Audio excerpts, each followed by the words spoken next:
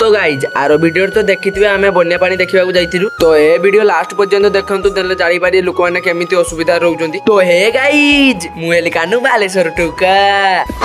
तो गाइज देखि पारथु लोक माने केमिति असुविधा रहउचंती। छिला परे वर्तमान हमर कथा होजी ये अंचल होजी चाषबीन अंचल। एठी बहुत प्रकार पनिपरबा होता वर्तमान एठी बन्या जुगु। तो गाइज पंतई घाट को जीवा रास्ता भी बुड़ी गलानी आउ जे नुआ पुलडा होतुला ताहा मध्ये भी अधा उदी बुड़ी गलानी। तो गाइज आपण माने भाबुथिबे कि एटा नई तो ना गाइज एगुडी सब चाष जमी थिला बन्या पानी सब बुड़ी जाईची। तो गाइज एपटे टिके देखंतु आमो भाई बन्या पानी केमिति मजा करूछंती। शाबाश बेटा। सोळा एपटे लोकंकर गांडी फाटी गलानी बाहर टिके खुशी देखो आ आ आ आ आ।